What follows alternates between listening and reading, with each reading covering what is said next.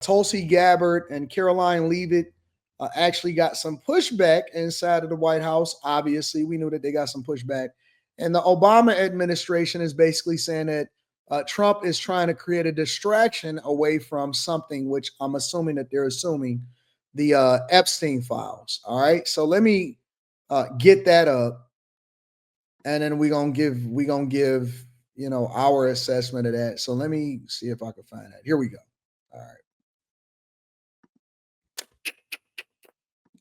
Caitlin. Thank you, Caroline. Two questions for Director Gabbard.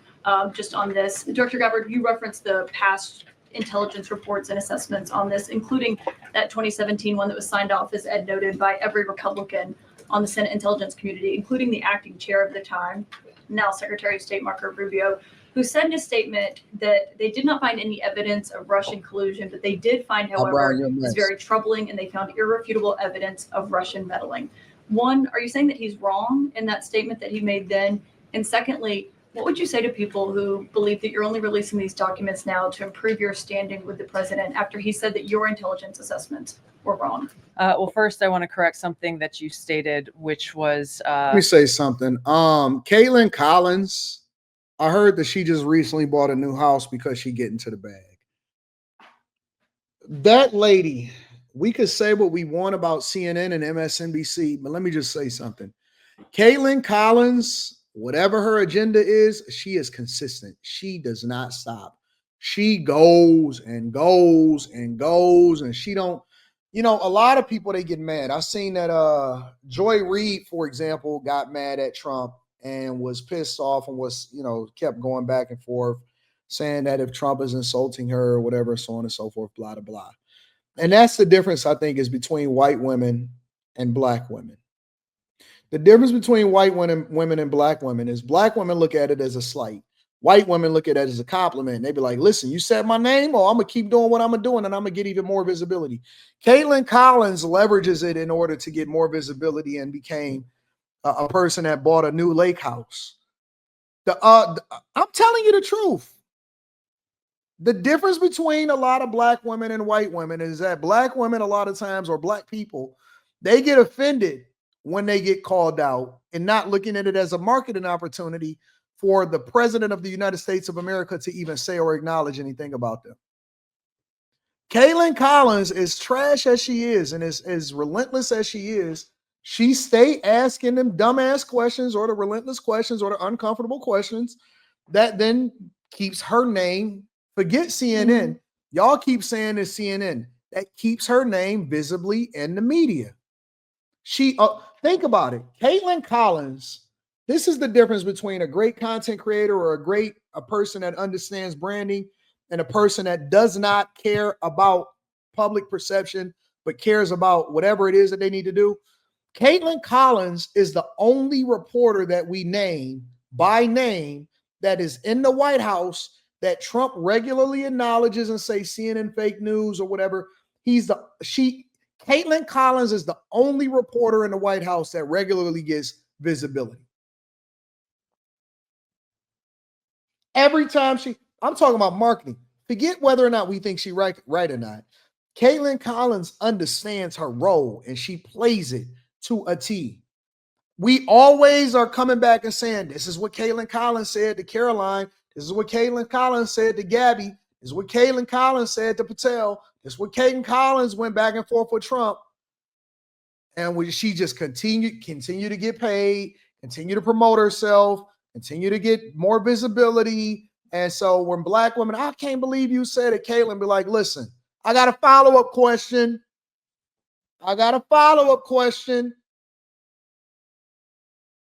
That's what she do. And we know her by name. Citing the Senate Intelligence Committee's report as being one and the same, I think you said the intelligence community. The Senate Intelligence Committee has a very different function than the Office of the Director of National Intelligence. The evidence and the intelligence that has been declassified and released is irrefutable. I'm going to let Caroline speak to Secretary Rubio. I'll speak to both questions. First, on Secretary Rubio, he put out a statement in 2020 following that Senate Intelligence Committee report, and he said what they found is troubling. We found irrefutable evidence of Russian meddling, which the Director of National Intelligence just confirmed for all of you, that Russia was trying to sow distrust and chaos. But what's the outrage in this that Secretary Rubio did not say at the time, the Democrats were saying at the time, is the fact that the intelligence community was concocting this narrative that the president colluded with the Russians, that the president's son was holding secret meetings with the Russians, all of these lies that were never true. And he also said at that time, we discovered deeply troubling actions taken by the FBI under Comey, particularly their acceptance and willingness to rely on the Steele dossier without verifying its methodology or sourcing. The Steele dossier that many outlets in this room ran as the gospel truth, and it was cooked up and paid for by the Clinton campaign. As for your second question, Caitlin, I think who is saying that she would release this to try to boost her standing with the president? Who has said that? Well, the president has publicly undermined her when it came to Iran. He said she was wrong. He told me that she didn't know what she was talking about. That was on Air Force One on camera. The only people who are suggesting that the Director of National Intelligence would release evidence to try to boost her standing with the president are the people in this room who constantly try to sow distrust and chaos amongst the president's cabinet, and it is not working. I will just answer your question directly. I am with the President of the United States every day. He has the utmost confidence in Director Gabbard. He always has. He continues to, and that is true of his entire cabinet, who is all working as one team to deliver on the promises this president made. This is Obama and what his team has released. Now, I find it funny that Obama actually had this conversation, and he felt compelled to even respond to this, because the way that they try to market Obama is they try to make it seem like Obama don't really know about nothing about what's going on. Oh, he don't really pay attention. Oh, when his team lets him know that, hey, this is what they're saying. They're saying that you and Michelle Obama are facing divorce rumors. I think that it's all nonsense. I think it's BS. I believe that Obama knows everything that's going on. I think he's aware. I think he's very much got a lot of insight. I think he is smart as hell, and that he plays his role and just never responds and makes it seem like, oh, I didn't even know until y'all told me. I didn't even know until he know. Listen, they know about everything. They know about the manosphere. They know about all of this stuff. So his wife is aware, but he don't know nothing, and he just so happened to find out when somebody just throws him a little, hey, Obama, they talking about you. Oh, really? Oh, okay. I didn't know that. Oh, that's crazy. Come on. He knows, and he's smart. But it's funny because they market him as a person that is not aware of what's going on. But in this instance, the minute that Tulsi Gabbard jumped up there and said that it's treasonous for Obama to have directed a Russian hoax in order to try to discredit Trump and try to boost up Hillary Clinton, then he had the nerve to respond. And so this was Obama's response to this whole situation. From their base and trying to shift focus, including throwing out baseless accusations. Oh, no. And she understood the question about Maxwell yesterday. I don't really follow that too much. It's sort of a witch hunt. He and the White House have been well aware of the pressure from their base and trying to shift focus, including throwing out baseless accusations that former President Obama tried to influence the 2016 election. Yesterday, Obama's office issuing a rare rebuke, writing, "These bizarre allegations are ridiculous and a weak attempt at distraction." So what they are trying to insinuate, writing, "These bizarre allegations are ridiculous and a weak attempt at distraction." What they are trying to insinuate is they are trying to say that the Obama administration or his spokespeople are basically saying that this is just a distraction. And the reason that they're releasing this right now when they're having this conversation is because they want to distract you from the fact or from the idea that Trump is not want to have any more conversations about Epstein. They're trying to say, listen, this is baseless. This is a waste of time. I'm never going to jail. It doesn't really matter. Even if I did, why are they having this conversation now? And they are trying to distract from the fact that this Epstein thing just won't go away. that people won't stop talking about it, that they not necessarily having conversations about the trade deals that they struck with Japan and China, and that is the thing that they want people to pay attention to. But instead, people keep asking questions about this whole Epstein thing, and people are crazy and they don't like it. And so in order for them to distract you from what's happening on that, now they want to call me treasonous. That is Obama's perspective. I want to know what y'all think about that. Do you think that Obama is accurate? Do you think that the Trump administration actually found evidence that the Obama administration colluded with Russia? Right? Do you think that that was a hoax? What do y'all think?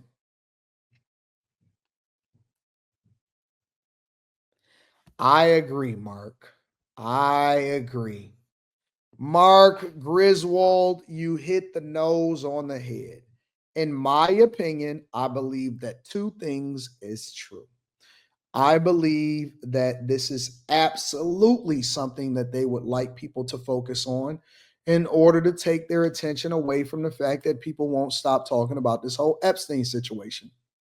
I also believe that, according to what was released, that the Obama administration tried to discredit the Trump administration in saying that he worked with and colluded with Russia to influence the election. I believe both of them.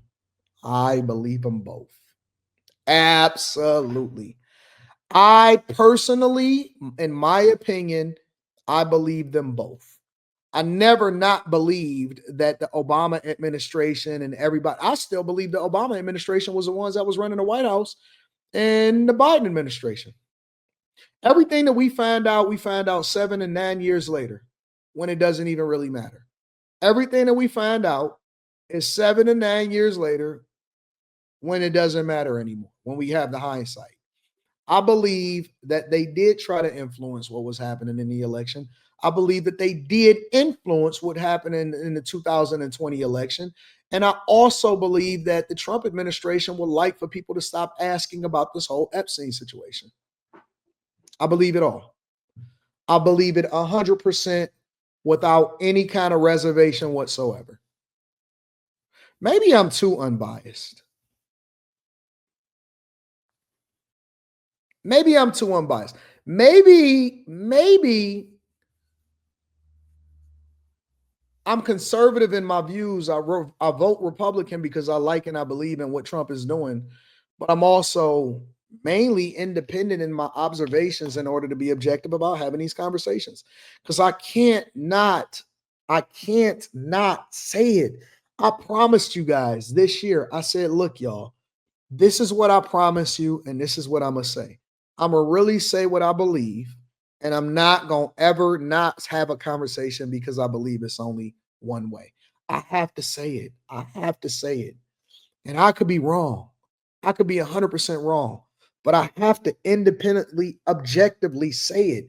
I do not just 100% rock with everything just because it's the Republican Party.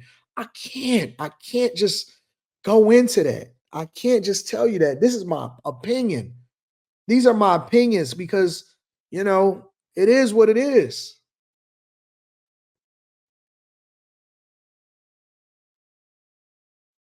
I just got to be real. I got to be real. Do I think that the Republican Party is best for the United States of America? I do. I 100% believe that the Republican Party is the best thing for America.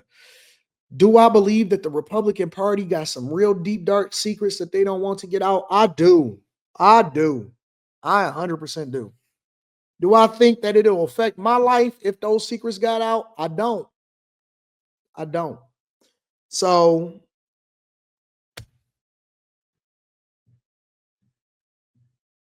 if you asking me to pick the ones that's best for what I think is the country, the direction of the country, I'm gonna pick. I gotta pick what I gotta pick.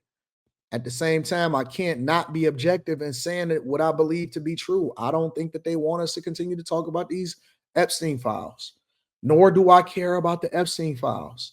But if something else gets released that I think needs to be talked about as far as the Epstein files, I'm gonna have to talk about the Epstein files. Dude, I just got to talk about it. I do. And I'm not gonna not talk about it. And that's why I don't take money from people, because I need to be able to say what I want to say when I want to say it. The freedom for me, once you get past, people think that money, that you should do anything for money. And I believe that you should do some things for money.